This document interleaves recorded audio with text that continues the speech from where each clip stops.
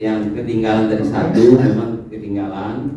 Jadi kami memang ada kegiatan unggulan di Kabupaten Tebo. Yang pertama nama kegiatannya Prakarsa, pejabat silaturahmi dan bekerja di desa. Ini kami seluruh penyuluhan kepada masyarakat dari Dinas Instansi.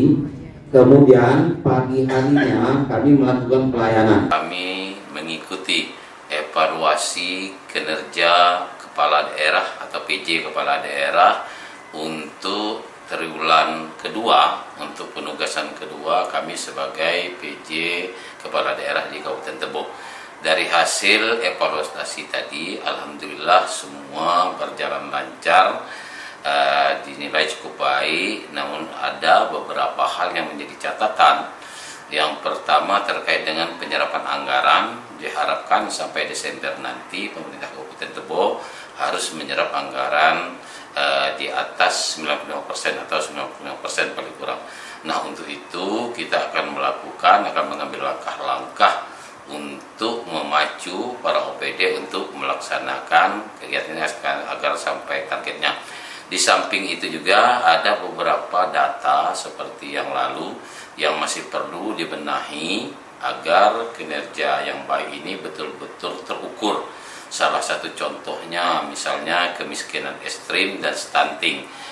Di Kabupaten Tebo salah satu contoh kemarin di Tebo Tengah itu kemiskinan ekstrimnya tinggi, sementara stuntingnya rendah.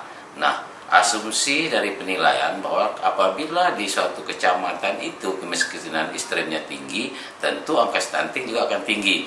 Nah, ini beberapa hal ini yang perlu dilihat dan perlu dilakukan evaluasi kembali, dicarikan jalan keluarnya.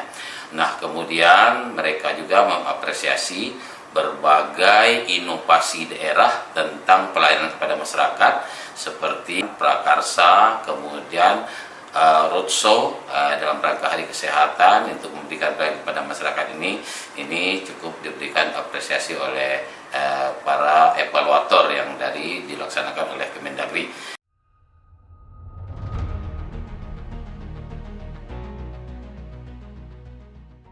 Terkait dengan pelaksanaan tes P3K, di mana dari hasil tes P3K kita di Kabupaten Tebo itu banyak nilai-nilai tertinggi yang mereka di luar dari Kabupaten Tebo, malah ada yang bukan berasal dari tenaga kontrak. Nah, kalau ini kita akomodir, maka tenaga kontrak yang ada di Kabupaten Tebo tidak akan berkurang. Ini malah akan terus bertambah, dan kita kasihan dengan mereka yang sudah mengabdi berapa lama belum terakomodir. Nah, ini tadi direspon positif oleh BAKN, akan dijadikan jalan keluarnya.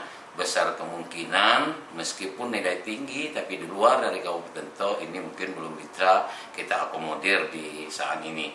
Ini mungkin langkah yang diambil, di samping nanti akan mencari regulasi lain. Yang jelas kita minta kepada BAKN agar diutamakan tenaga honorer yang sudah lama mengabdi di Kabupaten Tebo.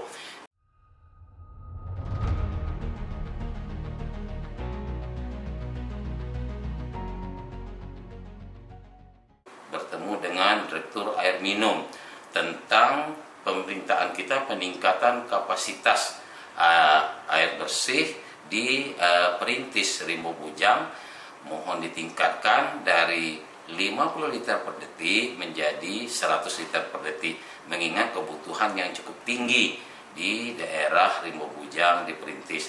Kita tahu tahun ini di Kecamatan Tebo Tengah ini sudah dinaikkan kapasitasnya dan diberi support dana oleh APBN lebih kurang 28 miliar.